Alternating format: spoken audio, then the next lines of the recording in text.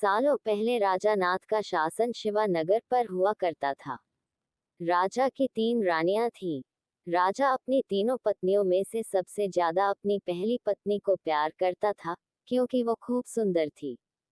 उसकी सुंदरता के कारण राजा दूसरी और तीसरी पत्नी पर ध्यान नहीं दे पाता था। वह अपनी दूसरी पत्नी को दोस्त मानता था और तीसरी पत्नी पर बिल्कुल गौर नहीं करता था। इधर राजा की तीसरी पत्नी उससे बेहद प्रेम करती थी, लेकिन राजा को तीसरी रानी का प्यार कभी दिखाई ही नहीं दिया। वो हरदम अपनी पहली पत्नी के साथ ही व्यस्त रहता था। ऐसा होते होते कई साल बीत गए।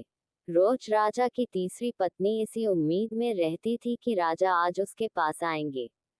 आज वो कुछ प्रेम भरी बातें करेंगे, लेकिन ऐसा कभी कुछ नहीं हुआ। इसी तरह कुछ वर्ष बीत गए।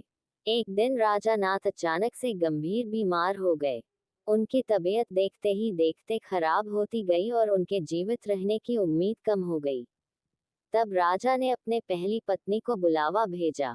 राजा की पहली पत्नी राजा के पास आए, तो राजा ने उससे पूछा कि मेरे जीवित रहने की संभावना बहुत कम हो गई है और मैं भगवान के पास अकेले जाना नहीं चाहता हूँ, क्या तुम मेरे साथ चलोगी? राजा की बातें सुनकर रानी ने उनके साथ जाने से माना कर दिया और कहने लगी कि अभी मेरा जीवन बचा हुआ है और मैं अभी और जीना चाहती हूँ। इसी वजह से मैं आपके साथ नहीं जा सकती।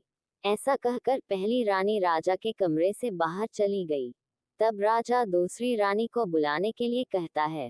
दूसरी रानी को जब पता चलता है कि राजा अपने अंतिम क्षण में है और वो अपने साथ अपनी पत्नी को लेकर जाना चाहते हैं, तो वो राजा को पास जाने से ही मना कर देती है। अपनी दोनों प्रिय रानी से निराश होकर राजा ने सोचा कि मैंने कभी अपनी तीसरी पत्नी को समय नहीं दिया और न ही उस पर प्यार जताया। अब मैं उसे कैसे बुला सकता हूँ? राजा ऐसा सोच ही रहे थे, तभी तीसरी रानी बिना बुलाए राजा के पास पहुंच गई। तीसरी रानी को राजा की इच्छा पता होती है, इसलिए वह सीधे राजा से कहती है, स्वामी मैं आपके साथ चलने के लिए तैयार हूँ। रानी की बात सुनकर राजा को बहुत खुशी हुई। साथ ही उन्हें यह निराशा हुई कि उसने सारी जिंदगी उस रानी से ठीक तरह से प्यार नहीं जताया, लेकिन यही मुझसे सबसे ज्यादा प्रेम करती है। उसी वक्त राजगुरु एक जाने माने वैद्य को लेकर आते हैं, जो राजा की तबीयत को ठीक कर देता है। राजा ठीक होते ही अपनी तीसरी रानी से प्रेम करने लगा। हमेशा अपने करीब राजा ने अपनी तीसरी रानी को ही रखा और दोनों खुशी खुशी राजमहल में जीवन जीने लगे। कहानी से सीख, किसी को सुंदरता से प्रेम नहीं करना चाहिए, बल्कि उसके दिल और आचरण से प्यार करना चाहिए। Like, comment, share, subscribe. देखने के लिए धन्यवाद।